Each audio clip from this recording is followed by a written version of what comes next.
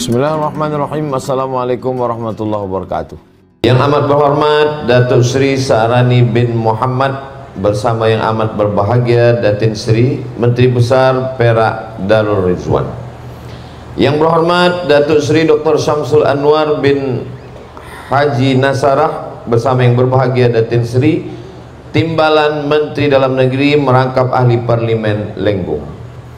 Yang berbahagia Datuk Sri Haji Wan Zahidi bin Wan Teh Sahibus Samahah Mufti Negeri Perak.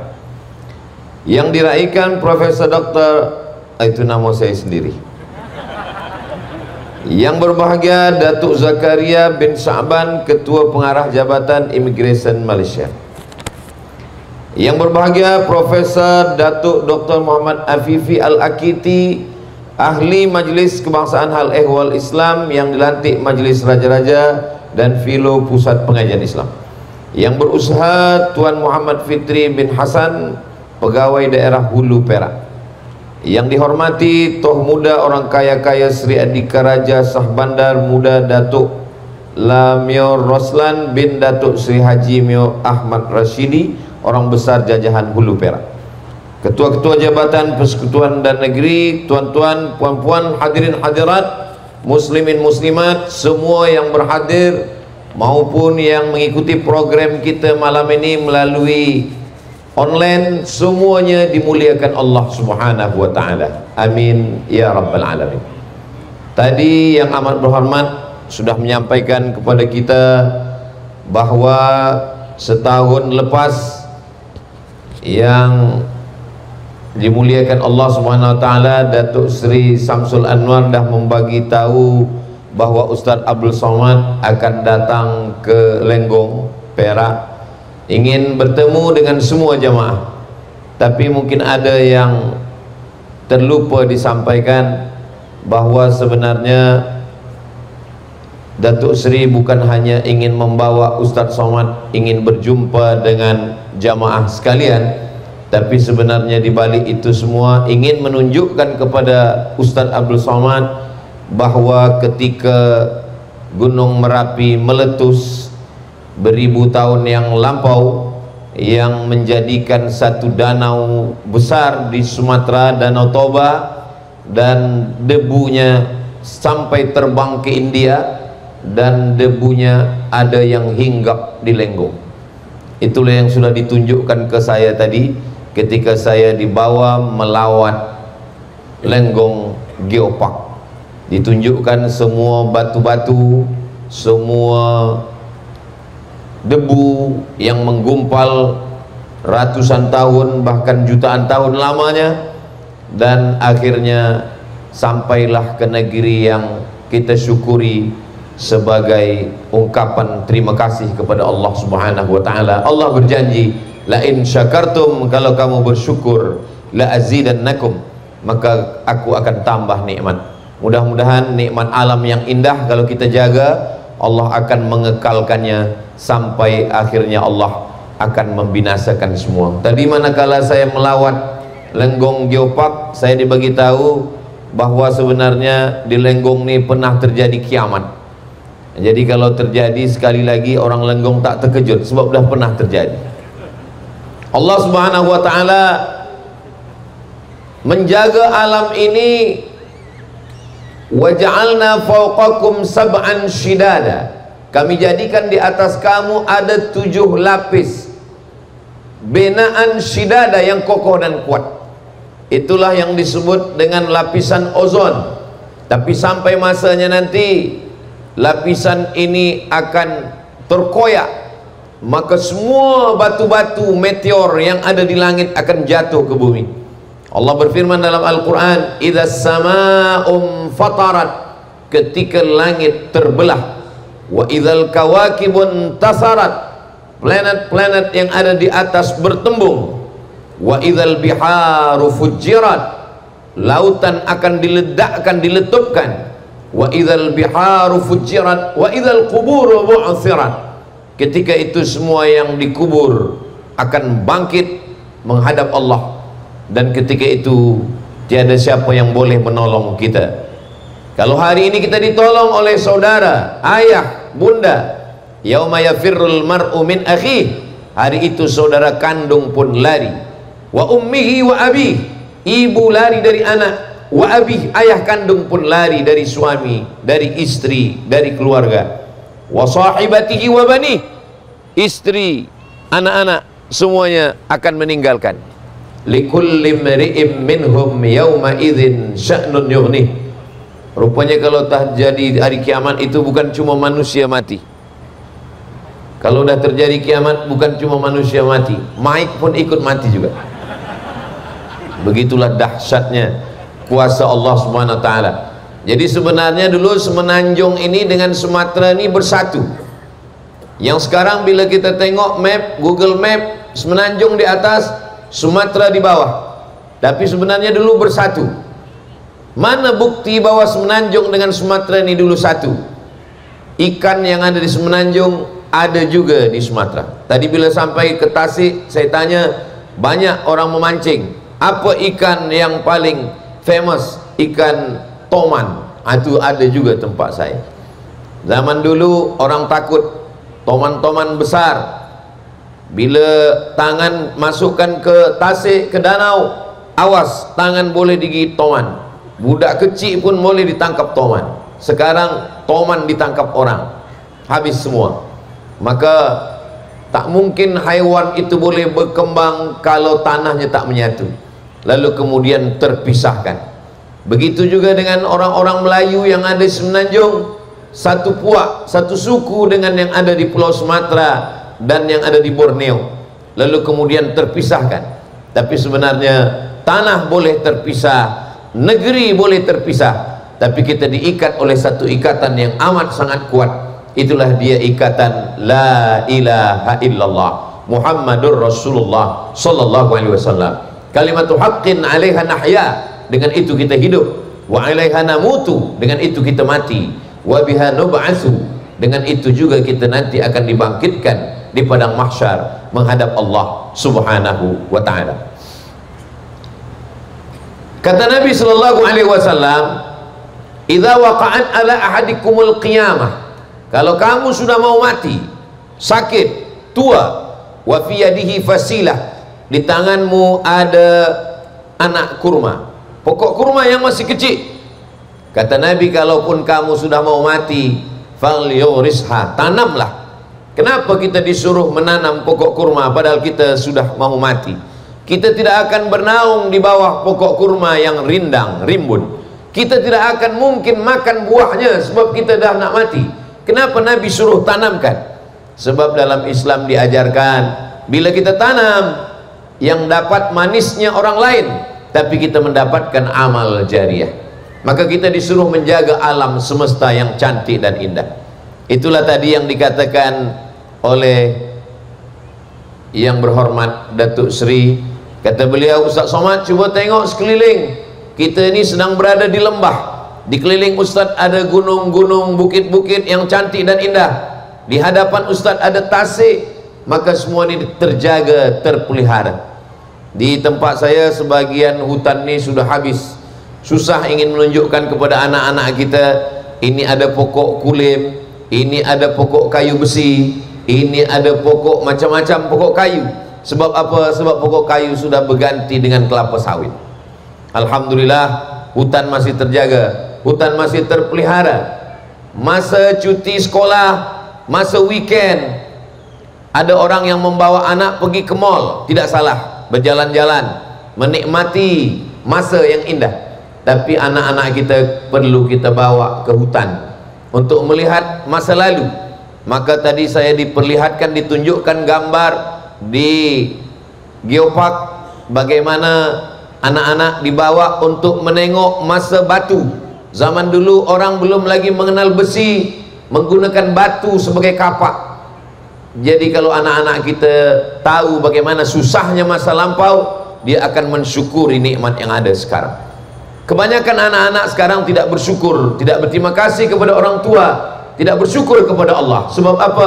Sebab semuanya mudah, semuanya di hadapan mata. Tapi bila kita tunjukkan macam mana hidup di kampung, macam mana duduk di rumah kayu, macam mana di hutan, macam mana memancing, maka apa yang dilakukan di Lenggong Geopark ini adalah pendidikan yang amat sangat baik. Maka pada musim cuti sekolah, pada masa weekend, kita bawa anak, kita bawa family, kita bawa keluarga semua untuk melihat masa lalu.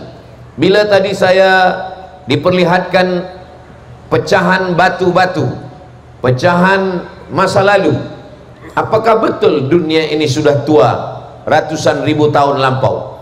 A'udzubillahi minasyaitonirrajim. Allah berfirman dalam Al-Quran, inni ja'ilun fil ardi khalifah. Aku, kata Allah, ingin menjadikan di atas muka bumi ini khalifah. Khalifah selalu diterjemahkan sebagai pemimpin, tapi bila kita tengok makna lain daripada kata khalifah, Nabi Muhammad SAW meninggal digantikan oleh Abu Bakar Siddiq. Abu Bakar itu dipanggil dengan khalifah. Seorang mursyid tarekat Naqsyabandiyah, bila dia tak datang, maka penggantinya adalah khalifah. Ini adalah khalifah. Khalifah makna lain daripada pemimpin adalah pengganti. Maka ketika Nabi SAW meninggal, digantikan kepemimpinan itu oleh khalifah Abu Bakar Siddiq. Seorang syekh mursyid bila dia tidak datang, yang memimpin zikir adalah khalifah. Maka Allah mengatakan, aku ingin menjadikan di atas muka bumi ini khalifah. Jadi kalau kita ini khalifah, kita pengganti. Ada yang menggantikan kita. Siapa yang menggantikan? Khalifah manusia. Siapa yang digantikan? Yang digantikan adalah makhluk yang lebih tua daripada kita. Setiap kali Allah menyebut kita, maka yang disebut bukan kita dulu, tapi makhluk yang lebih tua itu. Wa ma khalaqatul jinna wal insa. Jin lebih dulu daripada manusia. Qul la in jatama'atil jinnu wal insu. Kalau berkumpul jin dan manusia, alladzi waswisu fi sudurin nas minal jinnati wan nas, dari jin dan manusia. Jadi memang kita last kali datang ke dunia. Ini bukan tempat kita. Tempat kita adalah di surga. Ini tempat kita sementara. Jadi dunia ini sebenarnya sudah tua. Sebelum kita datang sudah ada makhluk sebelum kita. Jadi tidak mustahil apa yang dikatakan oleh para ahli ilmu bumi, geologi, bahwa dunia ini sudah tua, bahwa batu-batunya berumur 100 tahun, bahkan 1.000.000 tahun. Tidak salah. Tapi kita datang belakangan. Kita memang dikirim Allah untuk menjaga alam semesta. Kalau dunia ini hanya diisi oleh haiwan, dunia tidak maju. Tapi bila dunia ini diisi oleh manusia, manusia yang menjadi khalifah, maka dunia ini menjadi maju. Sejahat-jahatnya gajah, gajah hanya mencabut 2-3 pokok kayu. Tapi kalau manusia menjadi jahat, dia boleh menghancurkan hutan. Zaharal fasadu fil barri wal bahri. Sudah nampak kerosakan fil barri, di daratan, wal bahri, dan lautan, bima kasabat aidin nas, kerana tangan-tangan manusia. Maka manusia yang jahat diberikan Allah SWT, dikirimkan manusia yang baik untuk menjaga alam semesta, supaya dunia tidak rosak, supaya lautan tidak kotor, supaya hutan tetap terjaga. Maka kalau ada orang yang memotong pokok kayu, kata Nabi SAW, man qata'a sidratan, siapa yang memotong sebatang pokok sidir, sawwaballahu ra'sahu finnar, Allah sungkurkan kepalanya ke dalam api neraka. Kalau satu pokok sidir saja dipotong, tersungkur kepala dalam api neraka, bagaimana dengan orang yang menghantam, menghabiskan hutan sehingga tak tersisa lagi untuk anak-anak di masa akan datang. Saya beberapa kali bila datang masa musim panas, hutan terbakar, jerebu di mana-mana, saya diminta untuk menjadi khatib solat istisqa, minta hujan. Saya kalau tazkirah menyambut 1 Muharram, tazkirah Maulidur Rasul, tazkirah Isra Mi'raj, tazkirah Nuzul Quran, saya datang. Tapi kalau untuk menjadi imam dan khatib istisqa, belum pernah sekalipun saya mahu. Bila saya ditanya, kenapa Ustaz tidak mau jadi imam dan khatib istisqa? Ada 2 alasan. Yang pertama, bila hujan tak turun, yang disalahkan imam dan khatib. Yang kedua, kenapa saya tak mahu jadi imam dan khatib istisqa? Sebab orang yang memotong hutan ikut juga dia sembahyang istisqa. Padahal Orang yang berdosa bukan hanya yang minum khamar. Orang yang berdosa bukan hanya yang maaf berzina dan berjudi, tapi ada dosa ketika sudah merusak alam semesta. Orang yang berzina, mohon maaf, yang dia rusak hanya satu perempuan. Orang yang minum khamar, mohon maaf, yang dia rusak hanya diri dia saja. Tapi orang yang merusak hutan, maka gunung-gunung tidak lagi mampu menahan air hujan, banjir pun datang, dan pokok-pokok kayu tumbang, haiwan-haiwan, burung-burung tak boleh lagi bersarang. Dia sudah merusakkan alam. Orang selalu menyangka dosa itu innamal khamru khamar, wal maisir judi, wal ansab menyembelih binatang untuk berhala, wal azlam mengundi nasib. Tapi sebenarnya dosa yang lain, yaitu merusak alam semesta. Maka Allah Subhanahu wa taala mengirim kita ke atas dunia sebagai khalifah, sebagai pemimpin, supaya kita menjaga. Alhamdulillah, di Lenggong saya menengok pokok kayu terjaga, hutan terjaga, burung-burung dijaga.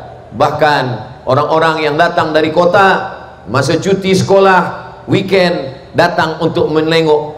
Maka datanglah manusia berkumpul bersama, maka disitulah turun rahmat Allah Subhanahu wa ta'ala. Ada seorang sahabat, lalu kemudian dia mengambil anak burung. Selepas itu dia bawa ke rumah. Maka kata Nabi SAW, nanti pada hari kiamat anak-anak burung ini akan menuntut kepada Allah Subhanahu wa ta'ala, kerana dia sudah memisahkan anak burung dengan induk burung. Kita tidak boleh mengganggu haiwan, sebab mereka juga sama seperti kita.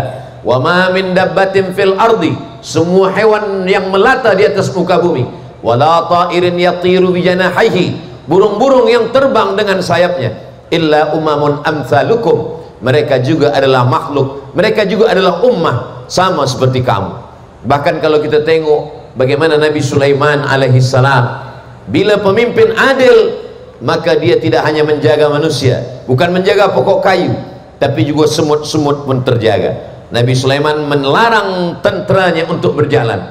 Wahai pasukan tentera, berhenti kamu sekejap. Kenapa? Karena aku mendengar sayup-sayup terdengar.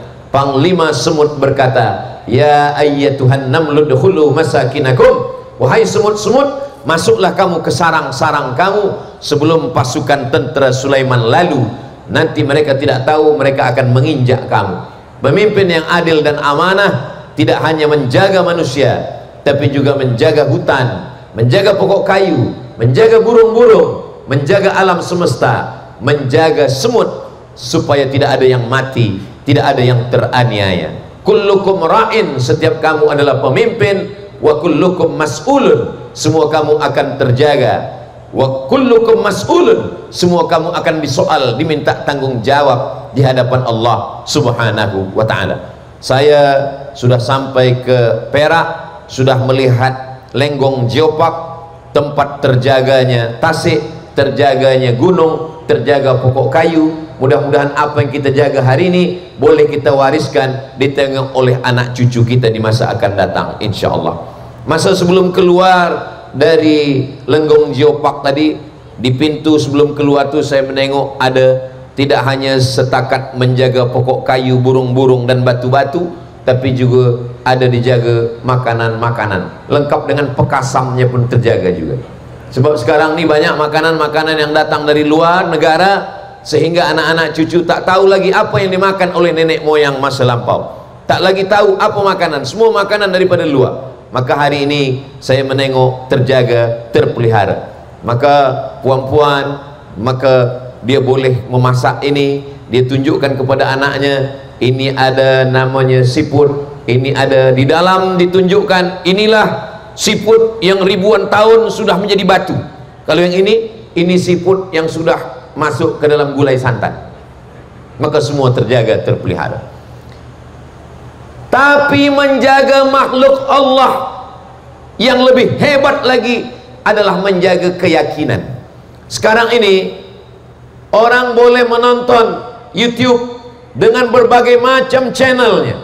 Ada orang yang bangga dengan minum khamarnya, ada podcast orang membahaskan apa yang awak minum, bagaimana rasanya mabuk. Tak terkendali lagi dunia, semua boleh berbicara. Zaman dulu seorang ulama melarang muridnya, jangan baca kitab ini, jangan tonton ini, jangan dengarkan si fulan. Tapi hari ini semua orang boleh menonton, boleh mendengar, boleh membaca apa yang dia baca. Kalau saya bersama dengan para pelajar-pelajar penuntut, lalu saya katakan jangan baca kitab ini, maka mereka akan bertanya, apa nama judul tajuk kitab itu Ustaz? Kitabnya Mafhumun Nas, jangan baca kitab ini. Kitab ini adalah kitab yang ditulis oleh orang yang liberal. Mereka terus saja akan tulis di google.com, mereka akan dapat PDF, dia akan download, dia akan baca. Maka yang paling penting daripada menjaga pokok kayu, menjaga burung, menjaga tasik, menjaga hutan, maka menjaga fikiran manusia, menjaga fikiran manusia dari virus yang lebih berbahaya daripada COVID-19, virus bernama atheist, tak percaya kepada Tuhan. Alhamdulillah, Imam Abul Hasan Al-Asy'ari yang disebut dengan akidah Asy'ariyah, kalau satu Asy'ari, kalau jamaknya Asy'ariyah, maka mereka sudah susunkan yang disebut dengan sifat 20, wujud, qidam, baqa, mukhalafatu lil hawadithi, qiyamuhu binafsihi wahdaniyah, qudrat, iradat, ilmun, hayat, sama, basar, kalam.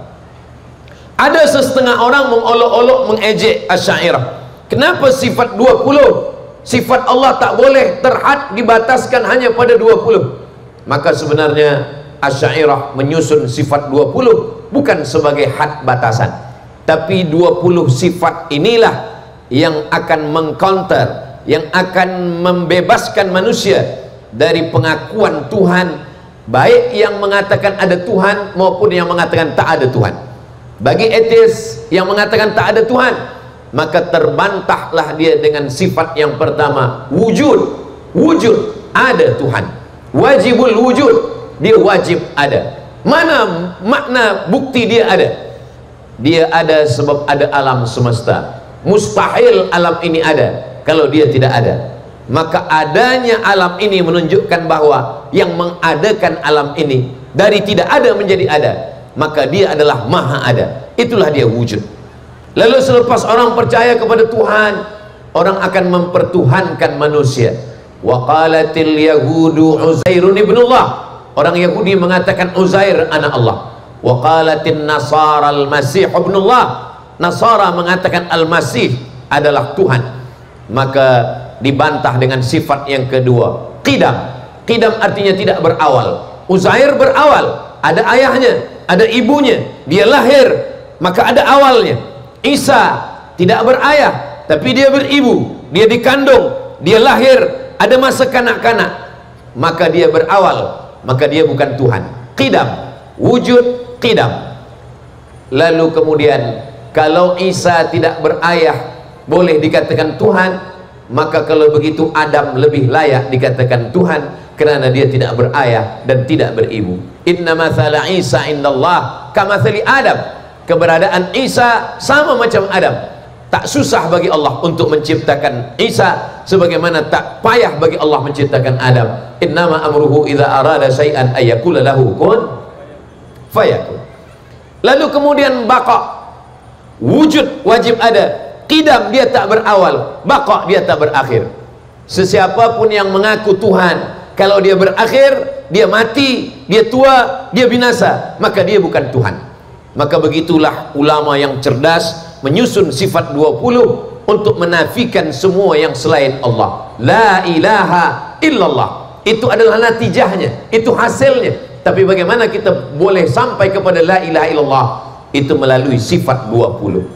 Lalu bagaimana dengan orang yang mengatakan Tuhan ada, tapi Tuhan itu duduk, Tuhan itu boleh ditunjuk, Tuhan itu di atas? Maka kata Imam At-Tahawi dari kalangan salaf, Allah munazzahun anil jihati sitti, Allah maha suci dari 6 arah. Dia bukan di hadapan, dia bukan di belakang, dia tidak di atas, dia tidak di bawah, dia tidak di kanan, dia tidak di kiri, dia tidak di dalam, dia tidak di luar. Dia sudah ada sebelum alam ada. Kalau sebelum alam ada dia sudah ada, lalu dia menciptakan alam, dia berpindah ke alam, maka berarti dia sama dengan alam. Itulah maka masuklah sifat yang keempat, wujud, qidam, baqa, mukhalafatuhu lil hawadis. Dia tidak sama dengan yang baharu. Ustaz Abdul Somad tadi berada di Tasik, selepas itu dia naik duduk di atas kerusi, selepas itu dia tegak di atas tangga, dia berpindah, maka Allah Ta'ala tak berpindah. Kalau berpindah berarti dia bukan Allah. Mukhalafatuhu lil hawadis. Allah Subhanahu wa Ta'ala menciptakan aras. Selepas dia ciptakan aras, lalu dia berpindah dari tempat sebelum ada aras, dia duduk di atas aras. Istaqarra, menetap di atas aras. Jalasa, dan duduk di atas aras. Maka ini adalah akidah yang fasidah, akidah yang rosak. Kenapa? Karena Allah tidak menyatu dengan alam. Dia bukan di dalam alam, dia bukan di luar alam. Allah maujud bila makan. Allah ada sebelum tempat itu ada. Tempat itu baharu, aras itu baharu. Jadi kalau Allah berdiam pada baharu, maka Allah terbantahkan. Itulah dia sifat yang kelima, qiyamuhu binafsihi. Wujud, qidam, baqa, mukhalafatu lil hawadis. Qiyamuhu binafsihi. Dia berdiri sendiri, dia tak berhajat kepada aras. Allah menciptakan aras bukan sebagai tempat duduk dia. Allah SWT menciptakan aras untuk menunjukkan bahwa dia maha kuasa. Wa huwal azizul hakim. Dia maha kuasa, dia maha perkasa, dia agung dan mulia, dialah segala-galanya. Itulah yang difahami oleh Ahlus Sunnah wal Jamaah. Jadi kalau mau selamat akidah anak-anak kita di akhir zaman, maka mesti kembali kepada akidah Ahlus Sunnah wal Jamaah. Kalau disebut Ahlus Sunnah wal Jamaah, itu adalah Imam Abul Hasan Al-Ash'ari dan Imam Abu Mansur Al-Maturidi. Karena mereka inilah yang menyusun akidah Ahlus Sunnah wal Jamaah secara sistematik. Apakah pada masa Nabi sudah ada fiqh? Ada fiqh. Aisyah ahli fiqh, sahabat Nabi pun ahli fiqh.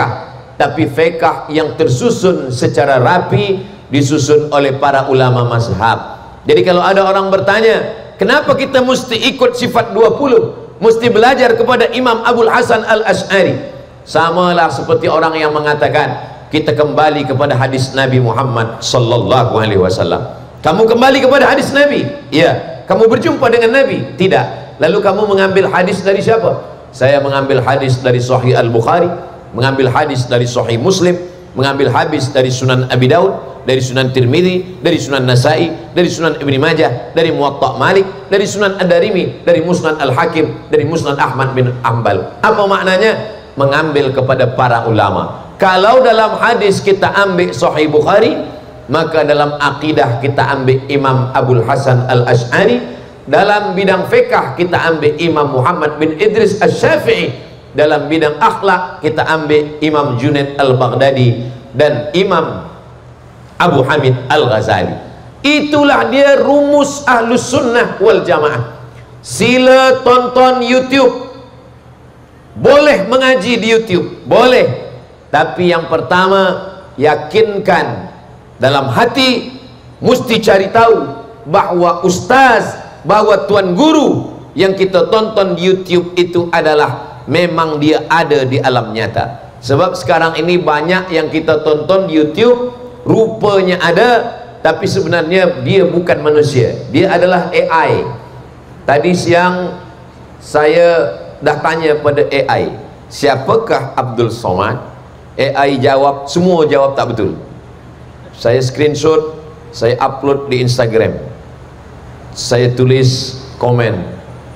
Kalau kita tak tulis tentang diri kita, maka AI akan jawab sesuka hati dia.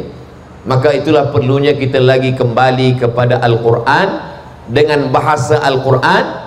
Suatu hari datang 2 orang tamu ke rumah saya. Selepas dia bertanya tentang masalah agama, lalu dia tanya masalah ubat. Kata saya bukan tukang jual ubat. Selepas itu dia tunjukkan, ini saya tonton Ustadz ada cerita pasal masalah ubat. Saya kata ini bukan saya, tapi mukanya muka Ustadz. Memang muka saya, suara saya, tapi saya tak pernah cakap macam ini. Siapa ini? Ini adalah AI. Maka kita pastikan bahwa orang yang kita tonton ini memang manusia yang dia sampaikan itu memang betul. Orang yang selalu ikuti kajian Ustaz Abdul Somad, dia boleh bezakan mana Ustaz yang original, mana Ustaz yang AI. Yang kedua, setelah kita pastikan bahwa ini memang manusia, dia mestilah manusia yang ahlus sunnah wal jamaah. Jangan ambil ilmu daripada Syiah, jangan ambil daripada Qadariyah, jangan ambil daripada Jabariyah, jangan ambil daripada Mu'tazilah, jangan ambil daripada Wahabiyah, jangan ambil daripada liberal, jangan ambil daripada atheist, jangan ambil daripada agnostik. Ambillah ahlus sunnah wal jamaah. Siapa ahlus sunnah wal jamaah? Ahlus sunnah wal jamaah itu cirinya 3. Dalam bidang akidah dia ikut Imam Abul Hasan Al-Asy'ari. Dalam bidang fiqh dia ikut dalam mazhab. Kata Syekh Ali Jum'ah, man huwal Azhari? Siapa itu Azhari? Azhari adalah ahlus sunnah wal jamaah. Dalam bidang akidah, kalau tidak Imam Asy'ari, dia Imam Maturidi. Kita di Asia Tenggara ini ikut pada Imam Abul Hasan Al-Asy'ari. Sedangkan saudara kita yang ada di Uzbekistan, yang ada di Turki, itu sebagiannya ikut pada Imam Maturidi. Lalu kemudian dalam fiqh dia bermazhab. Mazhab paling tua Imam Hanafi, meninggal 150 Hijrah. Mazhab kedua Imam Maliki, meninggal 179 Hijrah. Yang ketiga Imam Syafi'i, meninggal 204 Hijrah. Mazhab yang keempat Imam Hambali, Ahmad bin Hanbal, makamnya di Baghdad, meninggal 204 Hijrah. Meninggal 241 Hijrah. Imam Syafi'i 204, Imam Ahmad bin Hanbal Hambali 241 Hijrah. Maknanya hubungan mereka sangat jauh, tapi mereka adalah hubungan guru dan murid. Imam Ahmad bin Hanbal berguru kepada Imam Muhammad bin Idris Asy-Syafi'i, walaupun ada beberapa perbezaan. Dan kita di Asia Tenggara mengikuti imam yang ketiga, Imam Muhammad bin Idris Asy-Syafi'i. Dalam bidang akhlak, tazkiyatun nafs, mensucikan hati dari hasad dengki, kita ikut kepada Imam Junaid Al-Baghdadi. Maka kalau datang yang mengajarkan tasawuf, maka tasawuf, standard tasawuf kita adalah tasawufnya Imam Abu Hamid Al-Ghazali, Imam Junaid Al-Baghdadi. Selepas itu diteruskan oleh Imam Abu Hamid Al-Ghazali dalam kitab Ihya Ulumuddin. Maka saya selalu sampaikan, imam masjid, para khatib, guru agama Islam, maka paling tidak dalam sepekan ajarkanlah 3 di masjid. Akidah sifat 20, fiqh mazhab Syafi'i, dari kitab yang paling kecil Matan Takrib, baca syarahnya Fathul Qarib, baca Fathul Qarib pun jadilah. Selepas itu dalam bidang akidah, dalam bidang akhlak, maka akhlak ini Imam Abu Hamid Al-Ghazali. Kalau kitab Ihya Ulumuddin terlalu besar, 4 juzuk, 4 jilid, maka sudah diringkaskan oleh Habib Umar bin Hafiz, atau yang dikhulasahkan, disingkatkan, diringkaskan oleh Syekh Jamaluddin Al-Qasimi. Dulu kami di pondok baca kitab Mau'izatul Mu'minin min Ihya Ulumuddin. Kalau yang 3 ini terjaga, maka insya Allah terjaga alam, terjaga pokok kayu, terjaga tasik, terjaga danau, terjaga kayu-kayu dan batu-batu, maka terjagalah fikiran manusia. Sebab manusia ini kalau tidak kita jaga dengan akidah Ahlussunnah wal Jamaah, dia boleh terpesong dalam ekstrim. Apa itu? Takfiri, mengkafirkan orang. Ada 3 simpang yang kita tak boleh berjumpa dengan kelompok-kelompok ekstrim. Yang pertama, kalau berbeza pendapat, maka orang itu disebut sebagai pelaku bid'ah. Kalau sudah bid'ah dhalalah, kalau sudah dhalalah finnar. Padahal ini masalah khilafiyah. Masalah melafazkan niat usalli fardal maghribi 3 raka'atin adaan ma'muman lillahi ta'ala. Masalah melafazkan niat puasa nawaitu shauma ghadin an ada'i fardhi syahr ramadan hadhihi sanati lillahi ta'ala. Masalah mentakzimkan Nabi dengan Maulidur Rasul, membaca Maulid Al-Barzanji, membaca Maulid Simtud Durar, membaca Maulid Ad-Daibai, membaca Maulid Burdah, maka ini adalah masalah khilafiyah. Masalah khilafiyah, apa kata Al-Imam Asy-Syahid Hasan Al-Banna? Nata'awan fima ittafaqna wa nata'adzar fima ikhtalafna. Mari kita bekerja sama pada perkara-perkara yang kita sepakat, dan kita berlapang dada menerima perbezaan. Tapi mereka yang takfiri tak boleh berbeza. Kalau berbeza, maka berbeza dengan dia berarti pelaku bid'ah. Kalau sudah bid'ah, dalalah. Kalau sudah dalalah, finnar. Maka hati-hati yang suka kepada membid'ahkan. Ahlul bid'ah, maulid Nabi bid'ah, Isra Mi'raj bid'ah, nuzul Quran bid'ah, Maulidur Rasul bid'ah, mengatakan Sayyidina bid'ah, menambahkan lafaz Sayyidina bid'ah. Maka ketika engkau mengatakan bid'ah kepada saudaramu, berarti engkau sudah mengatakan hai pelaku bid'ah, hai dalalah, hai finnar, masuk ke dalam neraka jahanam.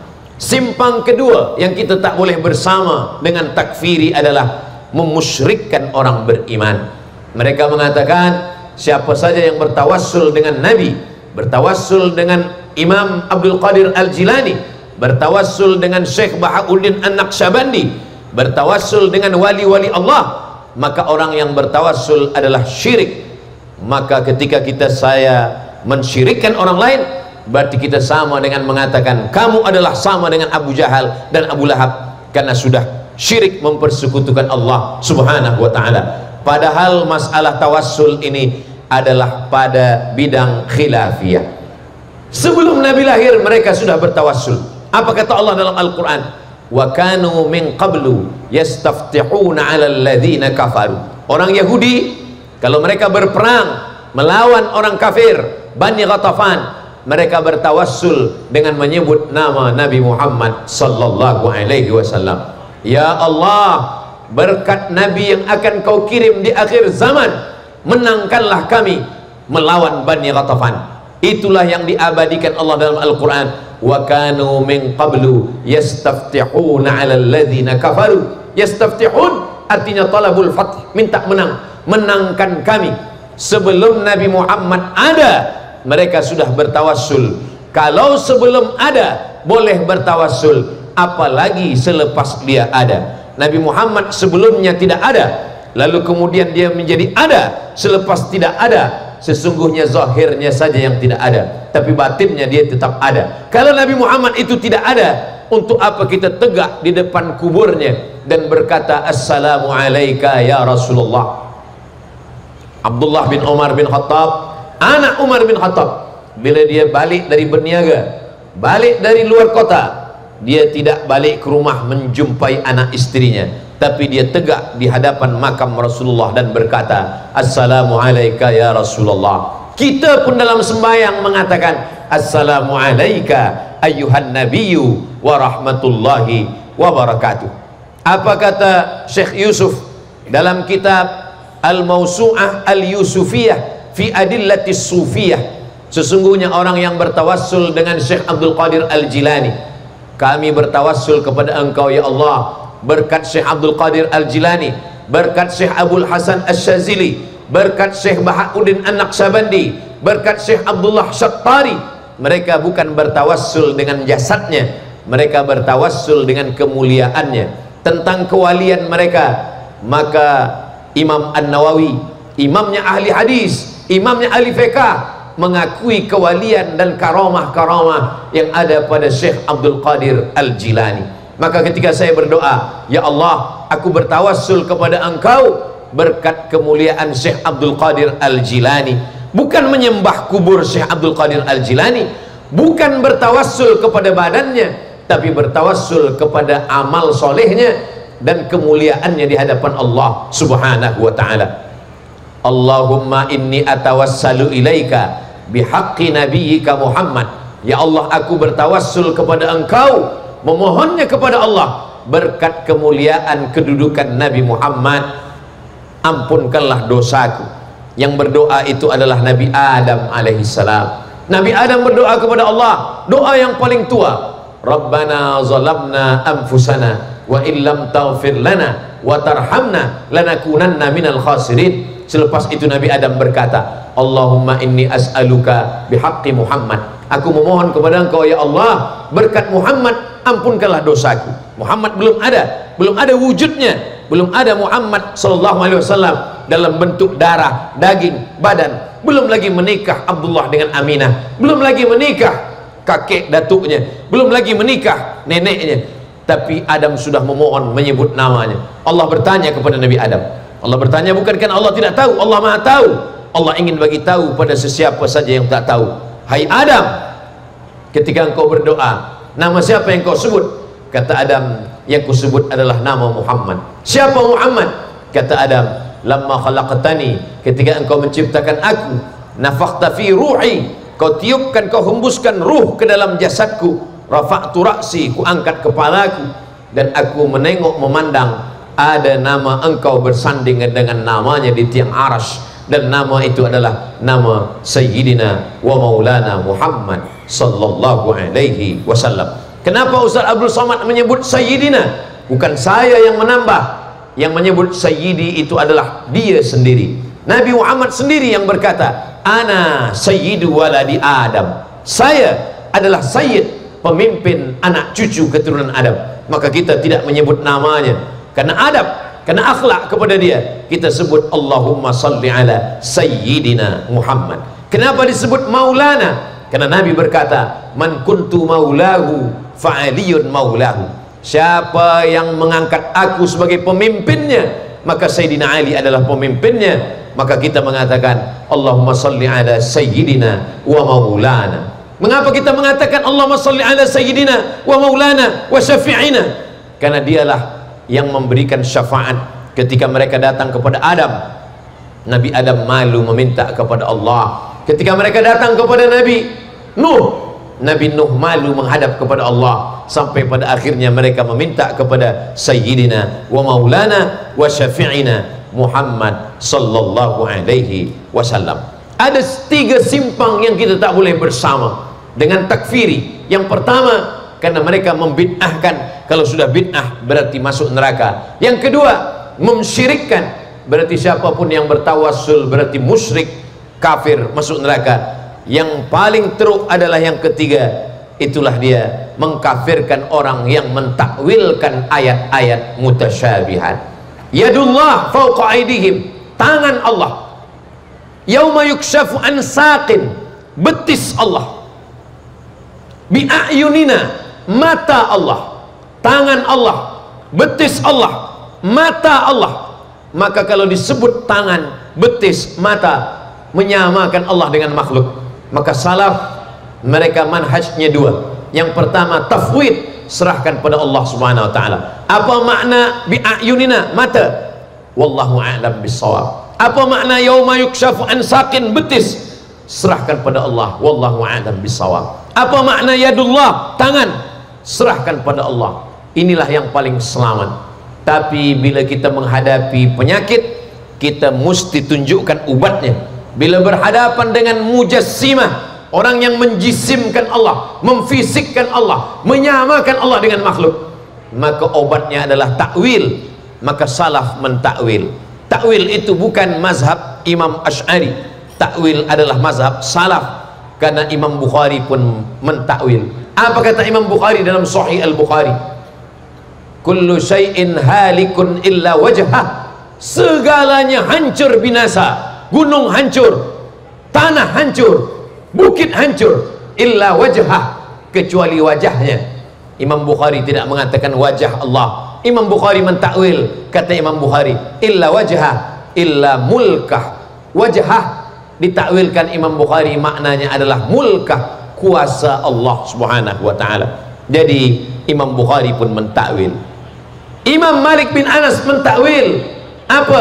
Ketika Allah turun sepertiga malam, turun dari atas ke bumi, maka kata Imam Malik, yang turun itu adalah tanazzala amruhu, bukan nazala dzatuhu. Karena mustahil Allah naik turun, pergi datang. Allah Subhanahu wa taala, Subhanahu wa taala amma yasifun, Allah maha suci dari sifat-sifat makhluk yang disematkan, yang disandingkan kepada Allah. Allah itu qadim, Allah itu maha suci. Itulah kenapa selepas menyebut nama Allah, kita menyertakan Allahu Subhanahu wa ta'ala, maha suci dia daripada sifat-sifat makhluk. Nah, takfiri mengatakan siapa yang mentakwil ayat mutasyabihat, maka berarti dia ta'til, dia sudah meniadakan ayat itu, maka dia kafir. Ini adalah takfiri yang boleh merosakkan persatuan umat. Umat yang ingin menjaga alam semesta, yang ingin menjaga ukhuwah persaudaraan dirosakkan dengan perkara bid'ah, dirosakkan dengan mensyirikkan, membid'ahkan, dan yang paling teruk adalah mengkafirkan. Inilah bakal yang berterusan akan menjadi takfiri yang boleh menghancurkan persatuan umat. Insyaallah dengan terkawalnya negeri, dengan adanya tauliyah, maka Ustaz Abdul Somad tadi Sahibus Samahah memberikan tauliyah bahwa yang boleh memberikan tazkirah di negeri Perak Darul Rizwan hanyalah orang-orang yang memiliki 3 dalam bidang akidah Ahlus Sunnah wal Jamaah Imam Abdul Hasan Al-Asy'ari, dalam bidang fiqh bermazhab bukan terus saja mengambil dari Quran, dan dalam bidang akhlak berakhlakul karimah seperti yang sudah disusunkan oleh Imam Abu Hamid Al-Ghazali. Begitulah kita menjaga anak-anak kita, sebab anak kita tonton handphone, dia tengok ada kajian-kajian dari TikTok, dari YouTube, dari FB, dari grup-grup WhatsApp. Maka kalau kita kawal anak-anak kita ini, kita khawatirkan dia akan membid'ahkan ibu bapanya, dia akan mensyirikkan nenek moyangnya, dia akan mengkafirkan orang yang tidak kafir. Siapa yang mengkafirkan saudaranya ya kafir, padahal saudaranya itu tidak kafir, maka kekafiran itu akan kembali kepada dirinya. Berapa banyak orang sudah mengkafirkan hanya masalah takwil, berapa banyak orang sudah membid'ahkan hanya pada perkara yang berbeza pendapat dalam masalah definisi ta'rif daripada bid'ah. Begitulah Allah Subhanahu wa taala menjaga kita sampai hari ini. Maka tabligh tazkirah kita malam ini, pertama menjaga alam semesta, yang kedua menjaga manusia, yang ketiga adalah menjaga negeri. Negeri ini bernama Perak Darul Rizwan. Ridwan diambil dari kata ridha. Yang paling tinggi derajah manusia adalah ridha. Itulah mengapa bila salat tarawih kita menyebut Al-Khalifatul Awwal Sayyiduna Abu Bakrin As-Siddiq, lalu jamaah semua menyambut radhiyallahu an. Ridha, Allah meridainya. Ridha lebih tinggi daripada profesor, lebih tinggi daripada semua yang dilekatkan manusia. Itu semua hanyalah buatan manusia, tapi yang datang dari Allah adalah ridha. As-sabiqunal awwalun, mereka dulu yang masuk Islam, minal muhajirin, dari muhajirin, wal ansar, yang ansar menolong muhajirin yang pindah dari kota Makkah, Abu Bakar, Umar, Uthman, Ali, Talha, Zubair. Sedangkan yang menunggu di Madinah, mereka adalah ansar, dari kata nasara, nasir, ansar, yang menolong. Maka mereka ini semuanya kata Allah radhiyallahu an, mereka diridai. Kita setiap kali disebut nama sahabat, Abu Hurairah radhiyallahu an, Aisyah radhiyallahu anha, Abu Bakar radhiyallahu an, itu membezakan kita dengan Syiah. Sebab Syiah mereka melaknat sahabat. Abu Bakar mereka katakan laknatullah alaih, Umar mereka katakan laknatullah alaih. Maka bila kita tengok masjid, di mimbar ada ditulis Abu Bakar, Umar, Uthman, Ali radhiyallahu an. Itu salah satu ciri sifat daripada Ahlus Sunnah wal Jamaah, menyayangi sahabat Nabi, memuliakan keluarga Nabi, alihi tayyibin at-tahirin wa ashabihil mayamin. Kita selalu memuliakan duanya. Cinta kepada sahabat Nabi tidak membuat kita benci kepada keluarga Nabi. Cinta kepada keluarga Nabi tidak membuat kita memusuhi sahabat Nabi. Maka kita selalu menyampaikan alhamdulillah wassalatu wassalamu ala rasulillah wa ala alihi wa ashabihi. Seimbang antara cinta kepada sahabat dengan cinta kepada keluarga Nabi Muhammad sallallahu alaihi wasallam. Ridha, kata Syekh Muhammad Mutawalli Asy-Sya'rawi, jangan beramal minta surga, karena kalau beramal minta surga hanya dapat surga saja. Tapi beramallah minta ridha, karena kalau minta ridha dapat ridha, surga pasti sudah di tangan. Maka kata Allah Ta'ala kepada Nabi Muhammad, wala sawfa yu'tika rabbuka fatarda, apapun akan diberikan Allah kepada engkau, fatarda, kalau engkau ridha. Apa itu ridha? Ulama mendefinisikan ridha, maknanya adalah sururul qalbi bimururil qadha, hati tetap tenang dan bahagia ketika takdir berlaku pada manusia. Maka kita pagi-pagi sebelum matahari terbit, sebelum kita keluar rumah, sebelum kita ke office, ke kebun, ke sungai, ke laut, ke jalan, kita katakan raditu billahi rabba, aku ridha engkau Tuhanku, wa bil islami dina, aku ridha Islam agamaku, wa bi Muhammadin nabiyya wa rasula, aku ridha Nabi Muhammad sebagai nabi dan rasulku, wa bil Qur'ani imama, aku ridha Quran sebagai imamku, pemimpinku. Apa kata Allah? Kita ridha. Tinggalkan dunia, cari akhirat, kita ridha. Apapun yang dikatakan Allah, kita ridha. Beriman kepada takdir baik, takdir buruk, kita ridha.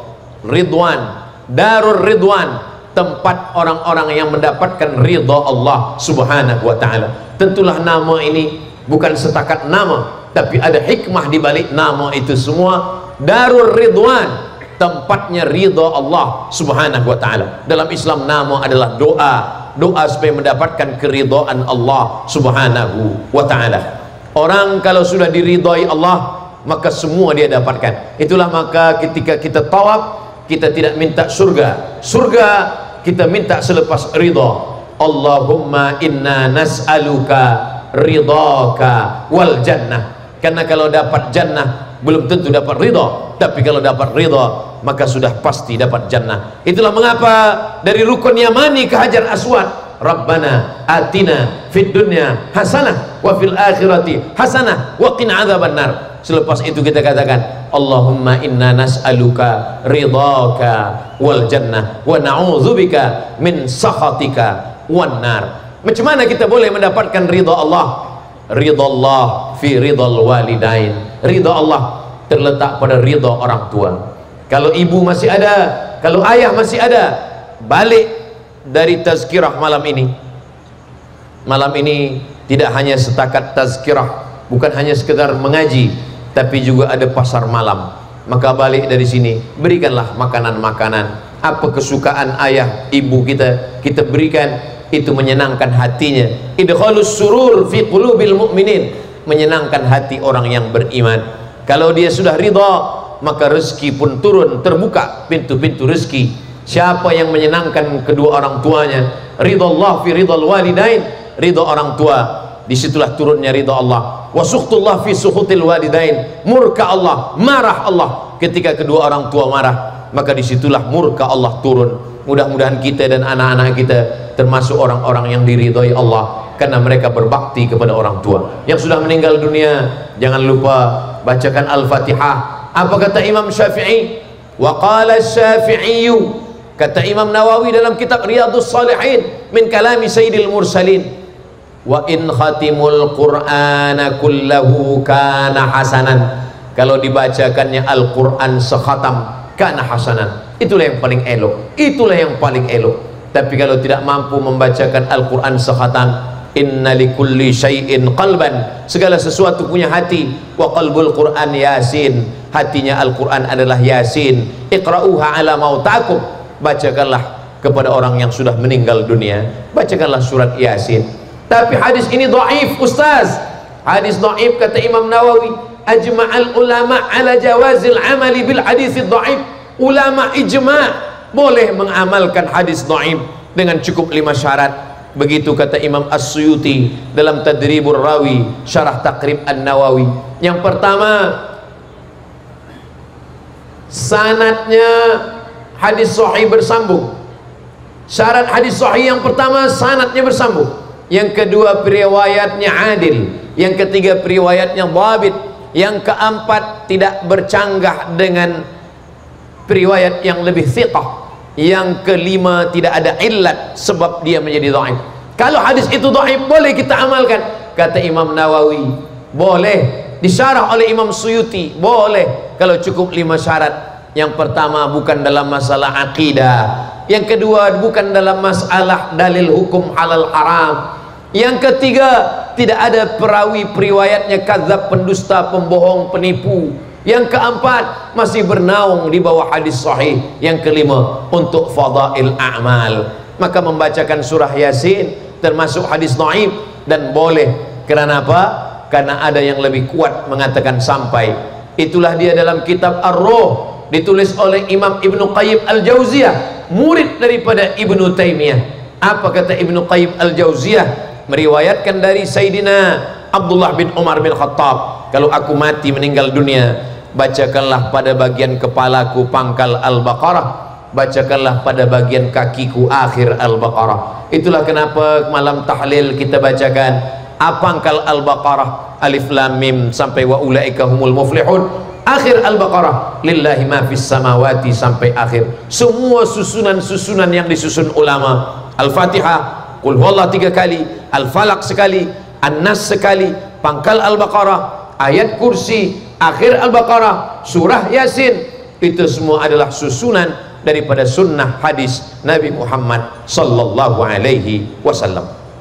Ketika ini kita bacakan, dikirimkan kepada almarhum almarhumah, mengalirlah pahalanya.